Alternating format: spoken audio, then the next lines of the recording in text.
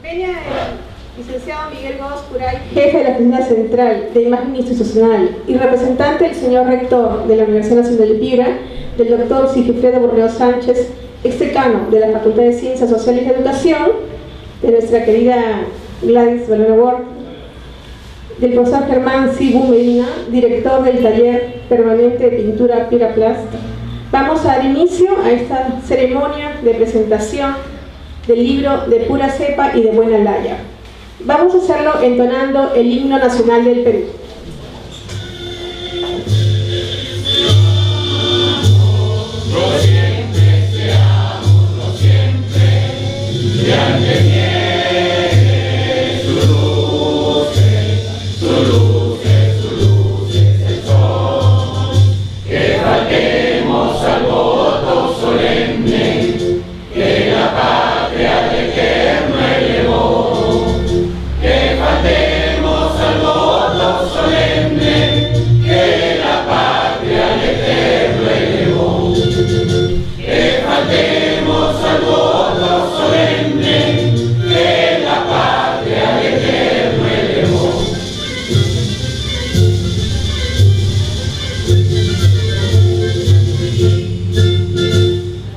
¡Viva el Perú! ¡Viva!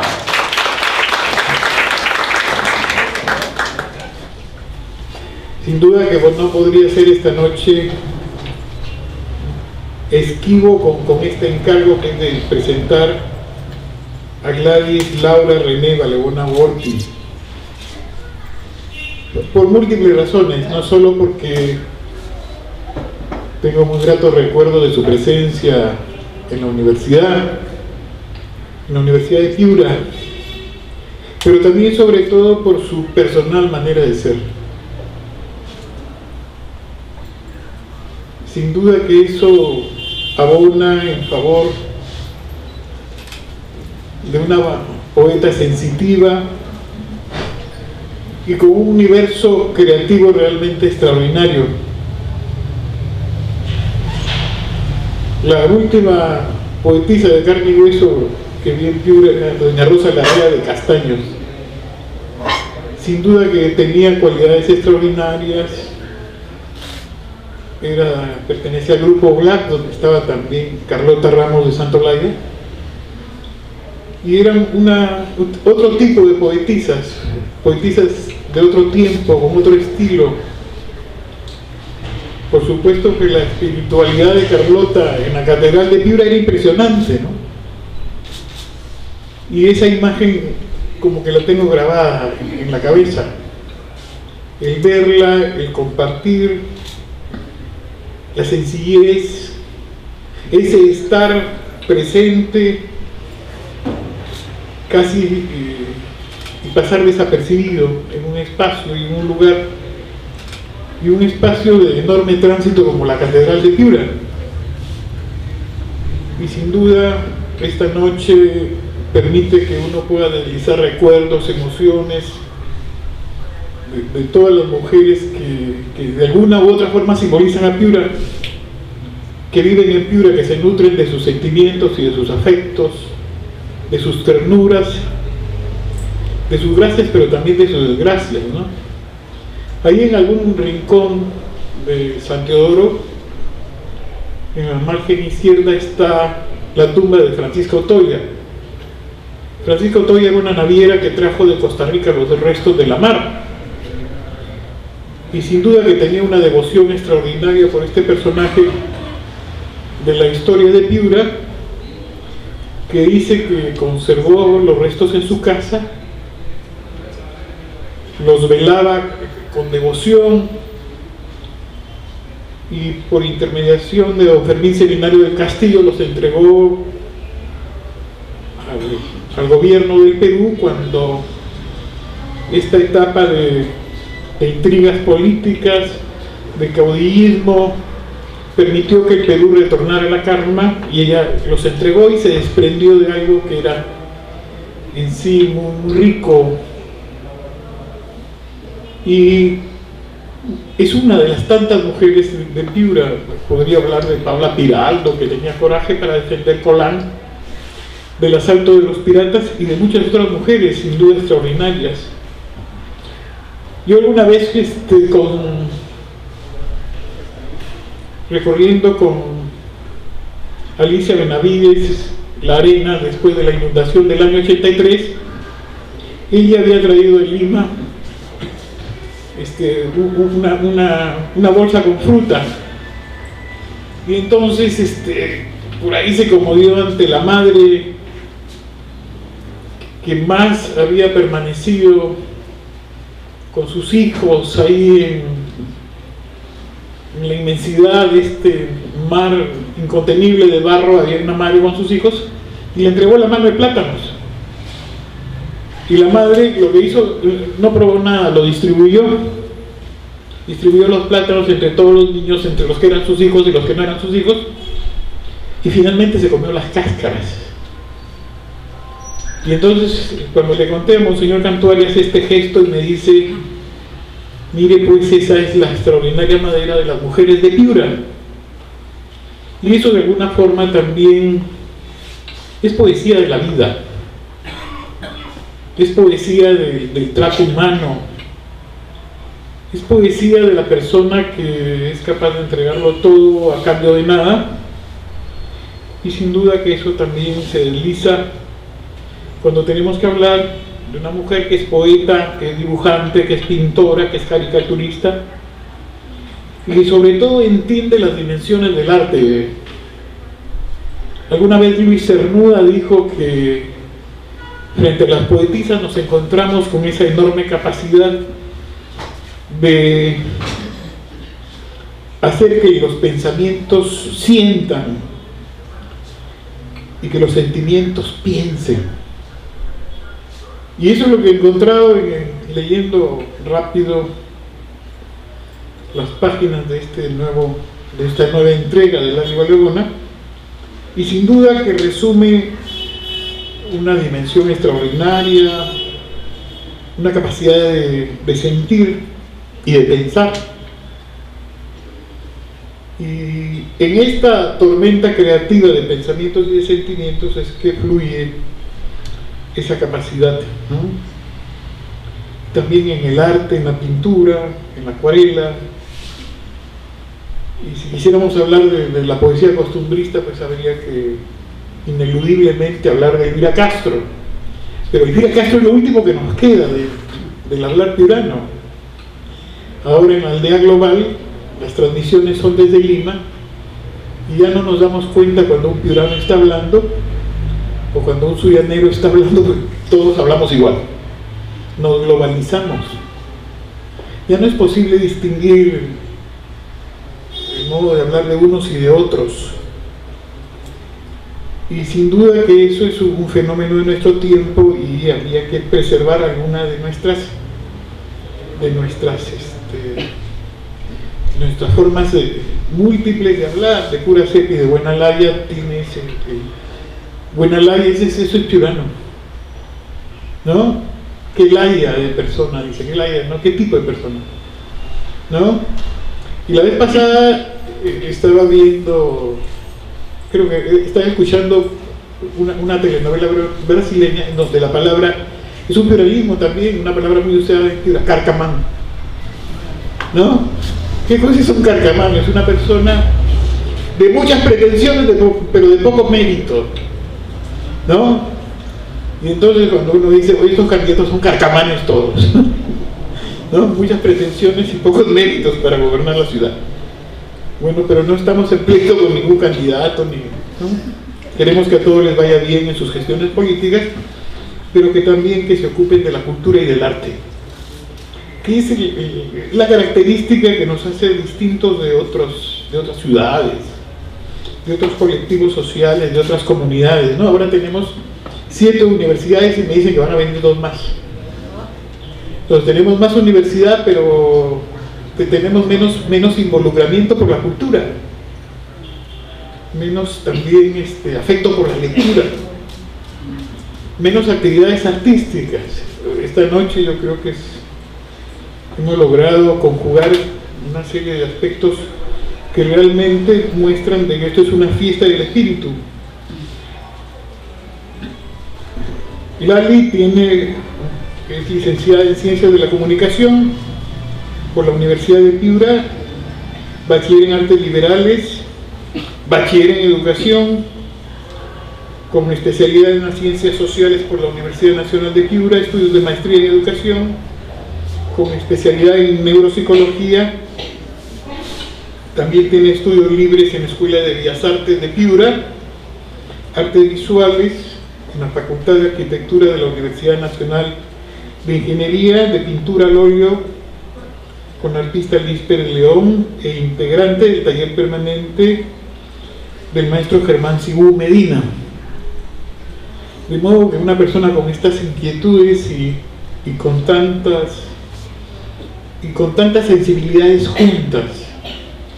A veces hay poetas que escriben, que tendrán facilidad para escribir poesía, pero no tienen ninguna facilidad para pintar. No pueden pintar con palabras, pero no pinta con pinceles. Entonces eso sí que es una tragedia total, porque son capaces de percibir la belleza, pero no de representarla. Y entonces, claro, y eso nos pasa a todos, y se habla muy bien, entonces si pintara como hablara sería un gran pintor de la universidad, ¿no? Entonces podría decir eso de Sigifredo Burneo. No, pero también podría decir de Miguel Gutiérrez, que es una asombrosa capacidad, una memoria para hablar de Piura, para mostrarnos qué es lo que caracteriza a los piuranos, ¿no? Yo creo que todo eso se conjuga en la personalidad de Gladys, ¿no? De Lali. Tiene premios en la Municipalidad de Sullana en dibujo y pintura, primeros puestos en concursos de dibujo, en los Juegos Florales de la Universidad de Piura, en concursos de poesía y cuento infantil, y publicación de poemas en diversas revistas, ¿no? En la revista literaria del GLAC, en la revista Sueño de Chiaumo, reseñas en diversas publicaciones que abordan el tema de la literatura en Piura, en revista Época, en la sección de Miguel Antonio Varillas. En la antología Los Otros también aparece antologada, esta antología de Alberto Alarcón Olaya. En el libro Poetas y Narradores Contemporáneos de la Región Grau también aparece. En el libro La Producción Literaria en la Piura Contemporánea, también de Sigifredo Burneo Sánchez, editado por el gobierno regional. En la revista Siete Vientos. Y entre sus poemarios están De pie ante el amor, de pura cepa y de buena laya, exposiciones plásticas grupales, de modo que tiene una producción abundante. Indudablemente que esto demuestra que tiene no solo una inmensa capacidad creativa, sino una inmensa capacidad de expresión, de mostrar lo que piensa, lo que siente, lo que quiere, y capacidad también de colocar sus sentimientos, sus sensaciones, y poderlas transmitir a cada uno de nosotros. Es una poesía muy sensitiva, y indudablemente que esto hace que pertenezca a otra dimensión, que no es la dimensión ordinaria de los que vivimos sumergidos en los problemas cotidianos, corriendo de un lugar para otro, sino que está en esa tarea pendiente que tienen los poetas de decir las cosas a veces como nosotros no sabemos decirlo. Y es más todavía porque en la universidad nos sorprendió con una múltiple faceta de mujer, de madre, de estudiante, y también de esposa, ¿no? Yo antes de empezar le decía que no me voy a olvidar de Willy, porque la primera vez que lo vi no era otra cosa que el personaje de Condorito, Pepe Cortizo, me existe igualito, ¿no? Fornido, fuerte, ¿no? Querendón, humano. Entonces lo veo igual y siempre fresco, tierno, ¿no? Transmitiendo ese amor por la vida. me ha despertado el interés por los canarios. Yo que detestaba los pájaros, estoy preocupado porque ahora tengo amigos pájaros en las aulas de la Universidad Nacional. Hace días se le cayó 1 kilo de arroz a un profesor y recogí el arroz y lo guardé en una cajita, y todos los días un puñado de arroz para los pajaritos. Y ahora no sé si los pájaros querrán escuchar las clases, pero se asoman a la ventana, y yo le he puesto un nombre atractivo, un nombre periodístico. Digo, ya llegó el oxeno pájaro de la noche. Y todos los alumnos aplauden, por supuesto. Pero eso es posible en Piura. En Piura es donde es posible asombrarnos con el paisaje, en donde es posible que los poetas se congreguen en la Plaza Merino para darle vida al himno del Colegio San Miguel, pero también para emocionarnos por lo que aún queda de Piura, esas mañanas muy soleadas, esa manera de decir de la gente que dice buenos días de Dios todos los días, ¿no? Esa capacidad de diálogo interminable que tienen todos los comerciantes del mercado, donde uno puede discutir, ofrecer, aunque te den 800 gramos, pero ya negociaste, ¿no? Y hay otro que te dice, te da una yapa, claro, si te da 800 y te regala una yapa de 50 gramos, te está robando igual, pero estás contento, ¿no? Y todos vivimos contentos, ¿no? Y amables. Y eso yo creo que también una vivencia profunda que permite que entendamos la poesía y que la empecemos a incorporar a nuestra vida diaria. Si dicen si hay algo que deberíamos hacer todos los días es leer poesía. Leer poesía, porque la poesía nos asoma a la belleza del que escribe, pero también a la belleza del que tiene sensibilidad. Y por supuesto que hay canales y caminos por todas partes. Sin duda que nos congratulamos que Lali pueda presentar este libro en la Universidad Nacional en tiempos electorales. Estamos en guerra declarada todos contra todos, pero tenemos esa capacidad de vivencia de la cultura, y eso nos enorgullece. Que haya 2 rectores de la universidad aquí presentes es abundante, ¿no? Yo creo que este es un mérito mayor. No quiero abundar más, porque sin duda sabrá pintar con palabras mejor que yo el contenido de este libro el poeta y el profesor de la universidad, Sigifredo Burneo Sánchez. Gracias. Distinguidos amigos, estimados piuranos, de verdad que al ingresar a esta sala me sentí un poco apabullado, porque realmente siento que aquí está la piuranidad esta noche, ¿no? Y me agrada muchísimo y me hace sentir orgulloso de poder conversar un momento frente a ustedes. Bueno, antes de lo que he preparado, no puedo dejar de comentar lo de Miguel, porque esa aula de los pájaros realmente es un aula especial. Es el aula 23 de la universidad, y me acabo de enterar porque hay pájaros, pues Miguel les lleva arroz, eso. Bueno, lo que voy a comentar es que la vez pasada, yo hoy tengo un grupo de alumnos, son 49 alumnos, y la vez pasada que tomé prueba, tenía 20 pruebas, y una estaba sin nombre, con una letra así muy finita, delicada, un poco zarrapastrosa. Y esa es la prueba del pájaro que lleva Miguel Godos en todas las clases que va a esa aula, ¿no? Ahora me lo explico. Bueno, fuera de la broma, ¿no? Yo quería comenzar recordando que la poesía es una tendencia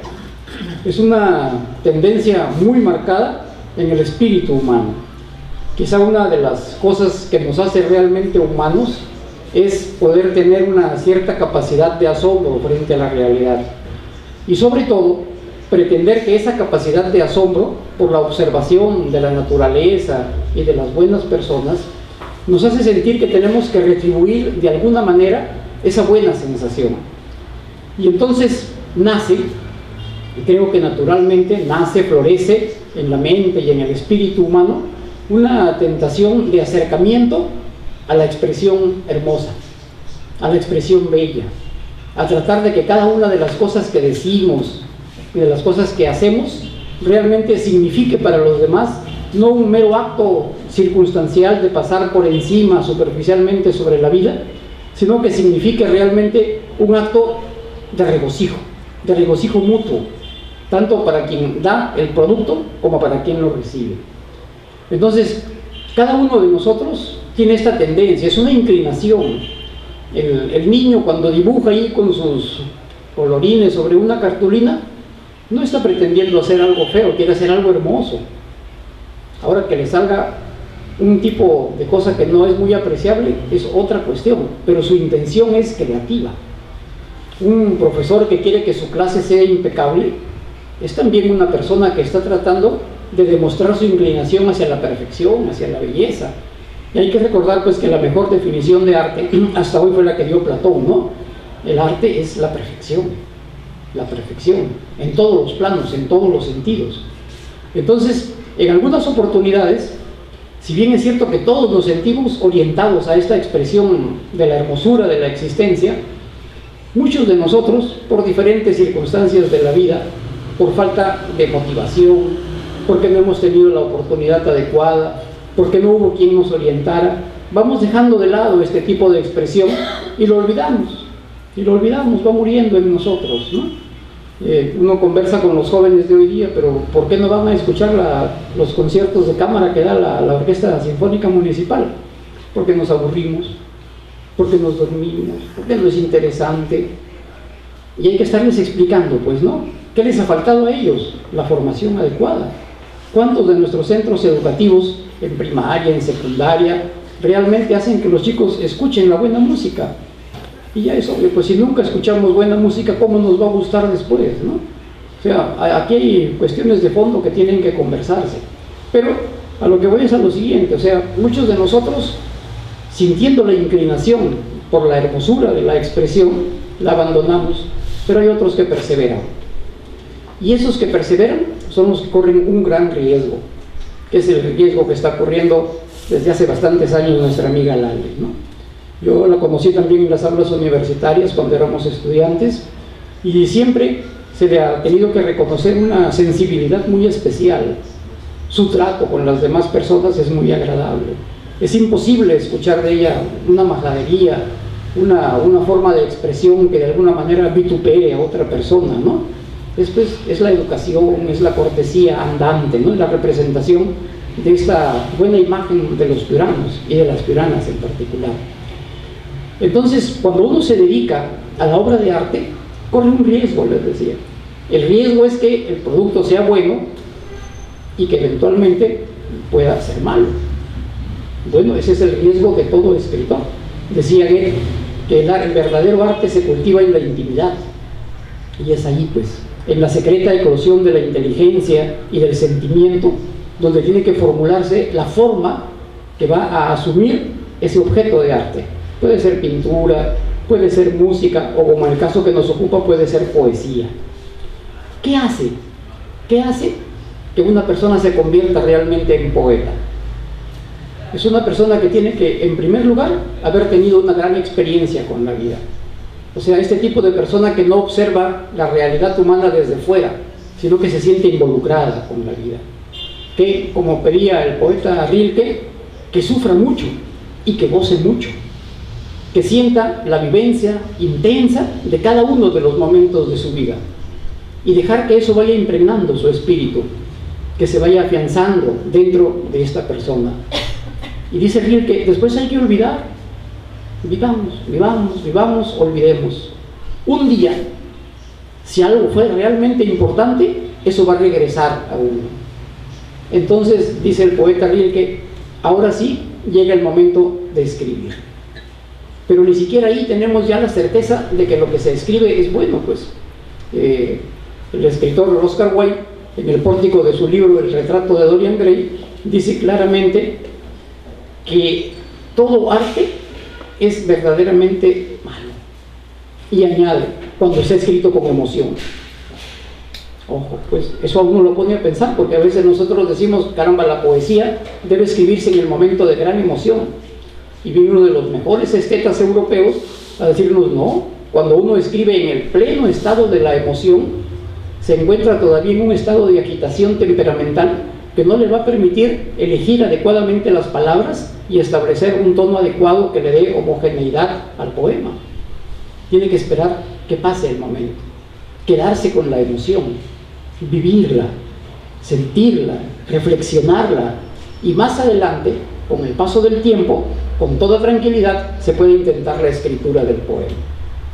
Menciono esto porque el poemario que hoy día nos presenta Lali, ¿no?, de pura cepa y de buena laya, está dedicado pues a la memoria de su padre, ¿no? Y bueno, no ha sido escrito en el momento de la muerte del padre.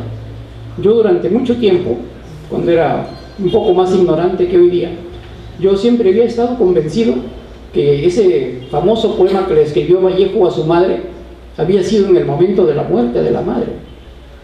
Después de años me enteré leyendo una serie de testimonios y de trabajos analíticos sobre Vallejo que no es así, pues lo escribió como 3 o 4 años después de la muerte de la madre. Y por eso quizás que sea tan intenso y tan poderoso desde el punto de vista poético, ¿no? Yo creo que acá Lali ha hecho muy bien en dejar pasar el tiempo para continuar reflexionando sobre lo que ha significado la figura paterna con respecto a ella. Y cuando uno lee el libro, se encuentra pues con que hay realmente la manifestación de una sensación profundamente humana, que es un primer punto indispensable para la poesía. Porque ¿qué hacemos con una poesía que no es humana? ¿Qué hacemos con cualquier obra de arte que no tenga que ver con la condición humana? Todo el arte existe porque trata de no explicar, sino mostrar, para que los demás seres humanos tomemos conciencia de ello, que somos un tipo de persona que no únicamente vive de la pura vida material, de la fibra orgánica, sino que somos seres que vivimos también alimentados por algo más poderoso que nos anima a eso que se llama la trascendencia. Queremos dejar huella de nuestro paso por el mundo. Queremos dejar a veces, como en el caso de la poesía, 1, 2, unos cuantos versos que rememoren nuestro paso por el mundo. Hacer poesía, y hacer poesía de calidad, es pues un trabajo realmente esforzado. En este libro que hoy día nos presenta Lali, nosotros podemos encontrar que aquí pues hay lo que se llama hallazgos, ¿no?, dentro de la poesía. En la primera mención que quiero hacer es esta, ¿no? El llanto se hizo un puño cerrado dentro del pecho. ¿Quién que haya afrontado una de estas sensaciones de la pérdida de un ser muy querido no ha sentido eso?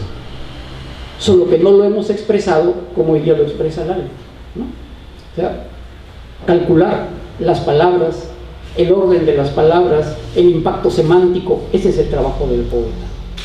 Y no pretender, como ha aprendido muy bien Lali, a tratar de hacerlo con ese tipo de lenguaje que se aleja de lo que es el uso cotidiano del mismo, sino que con las palabras cotidianas que nosotros utilizamos, para que no tengamos dificultades mayores, sintamos pues que la poesía no es un elemento de élites, sino que la poesía es realmente, como dijo acá Miguel, también no es un alimento cotidiano que debemos tener todos nosotros, porque la poesía nos alimenta, nos abre los ojos y nos hace reflexionar. Entonces este verso se complementa luego diciendo: mi ser sabía que no habrían lágrimas suficientes para aliviarme. Ese es el dolor, ¿no? El dolor, pues, primero la opresión en el pecho, que es esa sensación de que no sabemos cómo reaccionar, y luego el dolor que se impregna en nosotros, que nos va a acompañar a algunos un tiempo y a otros para siempre. Hay personas que nunca logran reponerse de la pérdida de un ser querido, según el tipo de vinculación que uno haya tenido, sentimental, ¿no? Erótico, pero un tipo, o amical, ¿no?, pero un tipo de sentimiento fuerte, un tipo de sentimiento que eslabona a un ser con otro ser, marca para siempre un tipo de relación. En el caso que nos presenta Lali, es el caso del padre con la hija, ¿no? O sea, realmente uno acá siente que de lo que se trata es de la ausencia que viene a inaugurar un espacio que antes no existía. Después dice en otro poema: me avisaste que estabas partiendo. Otro tema que también es típico de la condición humana. ¿Cuántos de nosotros no comenzamos a sentir cuando estamos junto a otras personas que se acerca un momento decisivo, que es el momento de la partida?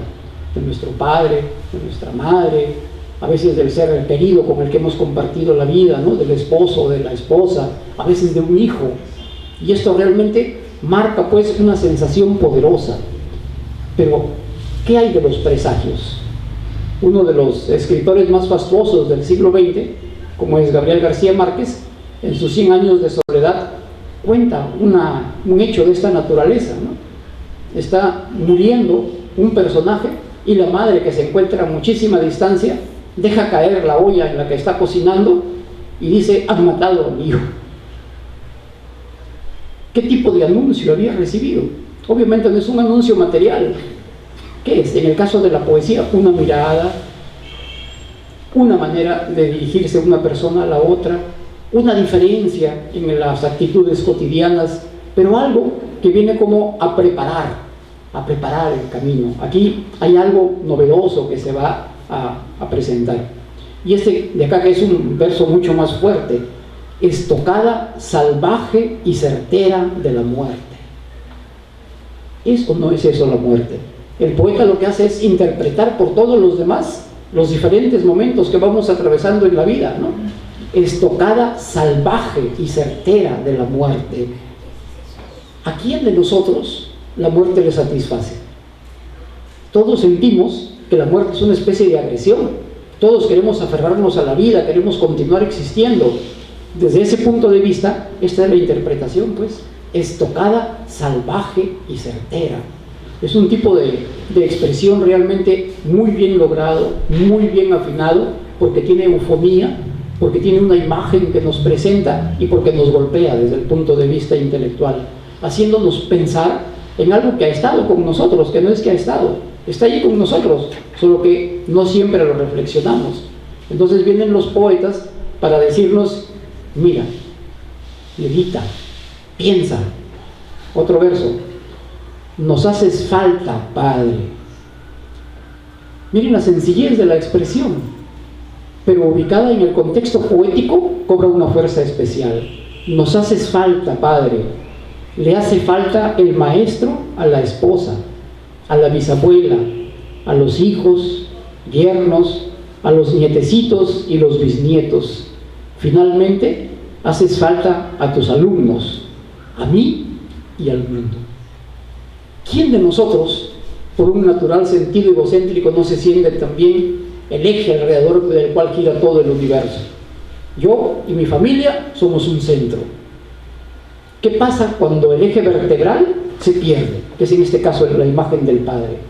El abandono, el dolor, la ausencia inaugurada, la sensación de que hay una carencia que no hay ninguna otra forma de llenar, ¿no? Bueno, pues, y así vienen los poemas de Lali, ¿no? Uno tras otro nos vienen presentando una secuencia en la cual nosotros observamos que, a fin de cuentas, la muerte es un dolor. Es un dolor, no solo para la persona que muere, sino para quienes quedamos como deudos de la persona que fallece. Pero con el tiempo, esa imagen va cobrando, la imagen del ausente va cobrando una serie de rasgos de un perfil que a veces nosotros no habíamos previsto anteriormente, sino que a la distancia comenzamos a notar cómo se engrandece la imagen de esa persona. Y ese sentimiento está aquí. Soy la que se esfuerza por ser persona. Me esfuerzo por estar completa en una sinfonía sin límites. ¿Qué mejor legado para un padre que sentir que la hija, que no lo olvida, lo toma como ejemplo de vida, que lo toma como el modelo al cual no puede renunciar porque es el que le señala un plan de mejoramiento permanente? Y eso viene en consonancia perfecta con lo que dijo el poeta Paul Valéry, ¿no? El autor del Cementerio Marino. Dijo que hacer poesía no es otra cosa que un proyecto de mejoramiento de uno mismo. Uno escribe poesía, ¿para qué? Para ser mejor uno mismo. Y de yapa los lectores pueden también beneficiarse. Pero la poesía es fundamentalmente un trabajo personal. Es un trabajo donde el individuo se expresa en lo que es, sino que de manera también misteriosa, de manera que no se puede explicar racionalmente, y aunque no se lo propone el poeta, termina siendo el representante y el intérprete de toda la colectividad del tiempo a que pertenece. Y entonces, por la boca del poeta, está hablando no solamente una persona, sino una cultura. Una cultura. Lo que encontramos acá, en este poemario, hay algunos versos que no todos están exactamente en el mismo nivel, pero hay algunos versos que nos van mostrando cómo hay un empeño permanente en tratar de mejorar la expresión, con algunos logros, como los que he señalado. Algunos logros ya meritorios, muy bien marcados, que pueden sin ninguna vergüenza mostrarse en cualquier antología. Entonces Lali nos está enseñando acá, pues, ¿no? Nos está enseñando, por un lado, el recuerdo al progenitor en este caso. Por otro lado, los méritos inolvidables del padre especial que ella tuvo. Y por otro lado, su gran vocación artística de tratar de expresar en obras trascendentes aquello que ella siente. Pero su humildad la hace pensar que solo el sentimiento de ella.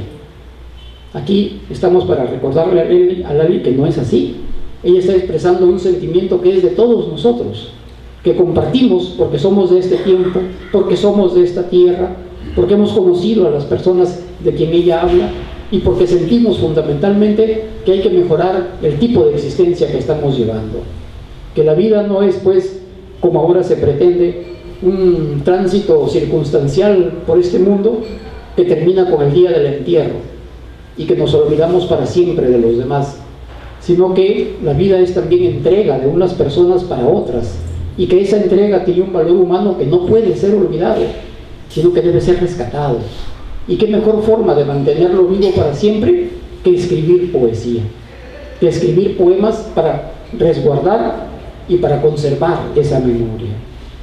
Lali Valebona nos presentó la vez pasada su libro De pie frente al amor, que es un libro lleno de vitalidad, un libro donde encontramos unas poesías también muy bien logradas. Y desde los años 70, si no me estoy equivocando, los lejanos años 70, Lali había publicado ya algunos poemas de amor en la revista Sueños de Exehumo, que se ha mencionado acá hace un momento, ¿no? O sea, es ya labor de poeta, pues. O sea, ¿qué significa? Es una persona que no ha publicado un par de versos de manera circunstancial, sino que se trata de una persona que entiende que la poesía es una manera de realización de su propia vida. Es una forma de darle sentido a su propia existencia. Y nosotros tenemos que agradecerle a Lali que a través de eso nos haga también sentir cómplices y partícipes en esta gran tarea. Leemos su poesía con sumo agrado, con suma atención, no por el mero hecho de ser amigos, de ser casi generacionales, ella es menor, ¿no? Casi generacionales. Pero ¿qué es lo importante? Que cuando hablamos de la poesía ya no hay edades, ya no hay distinción de género, ya no hay clases sociales. Cuando hablamos de poesía estamos frente a algo que es intemporal, que es eterno, que es hermoso, que nos avasalla. Como dijo Martín Adán, poesía no dice nada, poesía se está callada, escuchando su propia voz. Y eso le agradecemos a Lali. Muchas gracias. Bueno, a continuación vamos a escuchar a la autora del libro que presentamos esta noche, De pura cepa y de buena laya, Lali Valebona Huorti de Perea. Siempre me ha preocupado tener unos nombres tan largos y tan difíciles de escribir, pero a cambio de eso, pues los padres que me tocaron son personas que ha sido muy fácil vivir con ellos y recordarlos toda la vida. Este libro, yo empecé con las vivencias de la muerte de mi padre, ¿no? ¿Qué sucede? Que yo escribía y guardaba lo que escribía. Siempre volvía sobre lo escrito porque encontraba que no estaba redondo lo que yo quería expresar, y ahí lo tenía. Pero en el año 73, estando yo casada, tenía poco tiempo de casada, y estudiaba en la universidad privada, y fallece mi padre dictando clase en el campus universitario, ¿no? Algo tremendamente violento para todos nosotros porque no había estado enfermo, al menos lo que había tenido no era una enfermedad que te va avisando que se va a ir, en el sentido de que tu padre padece algo, ¿no? Sino mi padre estaba muy vital, hacía sus barras, mi padre compartía, tenía su lado de niño, su lado de compartir con mis hermanos pequeños sobre todo, ¿no? Que a nosotros nos asombraba, porque con nosotros el papá era como más serio y con los niños más chicos era más a la mano, estaba más a la mano. Entonces sucede que en el año 73, estando yo estudiando, esperando a mi primer niño arriba, mi padre fallece y yo, todo aquello que no estaba preparada para ese golpe, como cualquiera de nosotros que recibe una noticia de esa naturaleza. Entonces un torrente de emociones, pensamientos me invade y intento plasmar unos poemas y escribo cerca de 12 poemas casi seguidos, ¿no? O sea, sobre el tema de mi padre, pero sobre distintos aspectos. Junto con eso yo tenía otros poemas que venía jugando, redondeando, y me atreví a presentarlo a los Juegos Florales en el año 73 y quedé en un cuarto puesto. No había cuarto puesto, había hasta tercero. Yo no sé de dónde me sacaron el cuarto puesto porque podía ser una mención honrosa y resultó el cuarto puesto. No sé si sería el padre Javier Chisman o quienes leyeron que me vieron con unos ojos así de que tenía alguna posibilidad de llegar a decir mejores cosas y me estarían alentando, no lo sé, pero quedé con mi cuarto puesto y pasaron los años. Yo tenía el premio, tenía la alegría de haber volcado mis sentimientos y la esperanza de entregárselos a mi madre, porque de alguna forma la prolongación de mi padre estaba en ella. Mi padre le había amado muchísimo, de una manera que ya yo no encuentro por ningún lado, porque resulta que doña Gladys puede ya jactarse de haber sido el amor en la vida de mi padre y de haber sido la reina de la casa de nosotros, ¿no? Porque mi padre siempre nos hizo notar algo que a mí me parecía extrañísimo, y era que ella era primero que nosotros. O sea, no es que por mayor o por mérito no fuera la mejor, ¿no? Sino que es que yo no me imagino diciéndole a mi hijo, mira, ¿sabes qué? O te portas bien o conmigo estás hecho, porque tu madre esa es la que me interesa más que nadie, y tú, así que enfílate y pórtate bien, porque no me vas a venir a mí con preocupar a tu madre ni tenerla en estos asuntos por causa de tus travesuras. O sea, mi papá simplemente nos lo decía y yo me asombraba. Yo decía, pero mi papá, está bien que lo sienta, pero ¿para qué me lo tiene que contar? ¿No? ¿Para qué me tiene que contar que tiene tanto mi mamá y que yo estoy en falta? Yo me revelaba un poco internamente, para después ya en la edad adulta comprender que la pareja pues es la mitad de tu ser, es tu socia, es un poco tu compañero con el que vas por la vida, ¿no? Ya, bueno, pero me necesitaba que pasaran los años para que yo entendiera lo que me quería decir mi padre. Bueno, también tuvieron que pasar los años para que yo tuviera la oportunidad, a través de la Universidad Nacional, como exalumna del programa de educación, de presentar los poemas a mi padre, a los que anexé una segunda parte, porque este poemario se llama De pura cepa, referido a la buena semilla que Dios me regaló y nos regaló a la familia, con mi papá, ¿no? Y de buena laya es porque lo que yo estaba pretendiendo era llegar a las personas y decirles unas cosas que yo observaba que me parecían importantes de transmitir. Es como en alguna ocasión me encontré un escrito que decía: y si tú encontraras una aurora boreal para observar, ¿tú no despertarías a tu hermano que duerme para que estuviera viendo ese fenómeno y estuviera viendo eso que no ha visto antes? Igual como mi padre nos despertaba a las 4 de la mañana a mis hermanas a ver con el telescopio, estábamos viendo que pasaba el cometa y decía, bueno, ustedes tienen suerte, ya yo tengo 50 años, la primera vez que veo pasar un cometa, y ustedes están aquí con 7 años viendo pasar el cometa.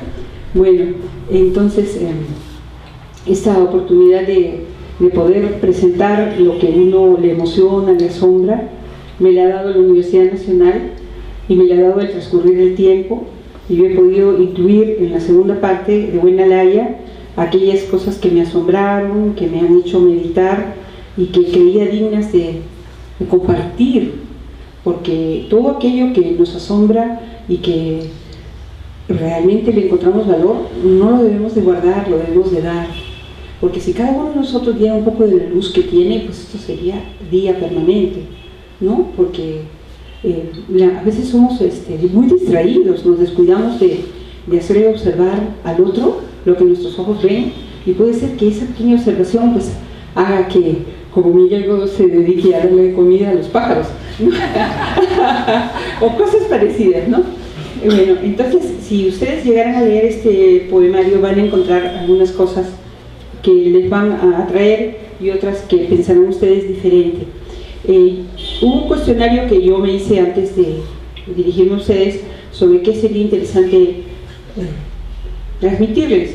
Yo creo que parte de lo que transmito ya está plasmado, pero en la vivencia, en lo personal, hay también mucho de enriquecimiento. Cuando yo entré a la universidad privada, entré porque yo quería aprender humanidades, y también entré porque yo quería estudiar arte, pero en Lima era bastante difícil porque la distancia me hacía un poco vulnerable. Quería yo estar cerca de mis padres. Yo había estado interna desde los 10 años en el Colegio Santa Úrsula de Sullana, y yo quería estar con mis padres, ¿no? Entonces le veía cuadritos estarme yendo a la uni, tomar el ómnibus en el puente Santa Rosa, llegar a la uni, y todo ese ajetreo, ¿no? Entonces me dieron la oportunidad de venir y presentarme nuevamente ya a otra universidad, y mi padre, claro, me dijo: mira, que tú te estoy dando 2 oportunidades y esta es la última, si no te vas a quedar de lavaplatos aquí en la casa, ¿no? Ante esa amenaza tan seria, yo no quería lavar platos, tuve que esmerarme y dedicarme a ver las humanidades con los ojos que yo veía el arte. Ahora, las humanidades siempre me han atraído, pero en primera instancia me atraía dibujar, me gustaba pintar y también leer. Bueno, lo que resultó siendo la poesía, y que no sé si es mi mayor talento, Dios lo sabrá, y ustedes si tienen oportunidad de evaluarme, es ahorita comprometiéndome, pero lo que primero a mí me surgía era dibujar, lo segundo leer, y bueno, algo introvertirme, ¿no? Soy un poco guardada, ¿no? Como un cangrejo ermitaño, pero más por necesidad que porque la gente no me guste, porque a mí la gente me parece encantadora, a todos les encuentro alguna gracia para mi bien, ¿no? Porque no suelo encontrarles cosas feas, suelo encontrarles lo mejor. Como decían de mi padre y mi madre, que cuando mi madre conocía a una persona, la jalaba, le tenía 0, y conforme se portaba bien, ya, iba 5, 10, 15, 20. Y mi papá a la persona le ponía primero 20, y claro, si ya lo iba fallando, yo creo que lo dejaba en el 11, no creo que lo jalaba, pero bueno, son estilos en que percibimos a las personas y con los cuales también cooperamos en su formación. Porque mi padre, por suerte mía, es profesor, maestro, mi mamá también, maestra. Yo he intentado caminar por ese mismo camino, y al final creo que todos resultamos un poco maestros, ¿no? Porque si llegamos a aprender lo importante y lo transmitimos a los hijos, a la gente de alrededor, resultamos siendo también de gran ayuda y maestros cuando lo comprendemos a cabalidad y lo transmitimos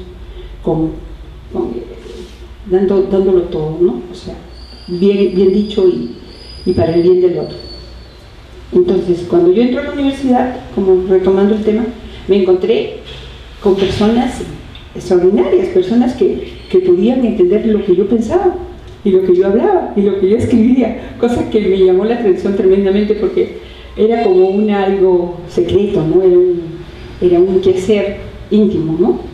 Y los encontré y llevaba yo mis papelitos y podía leer, a veces ni siquiera leía, los pasaba, ellos los leían, comentaban, y de repente con una cierta aprobación a lo dicho, yo decía: entonces este papel tiene algún valor, habrá que guardarlo.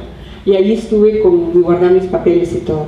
En ese tiempo coincidimos, para felicidad y por buena suerte, estaba Sigifredo Bruneo, Carlos Guevara Morán, que es un poeta reconocido, Mito Tumi, también una persona que escribe muy bien, Federico Jalpa, que está en los Estados Unidos, que también profesor de literatura, Osvaldo Reyes Vite, que fue el ganador de los primeros Juegos Florales en la universidad, ¿no?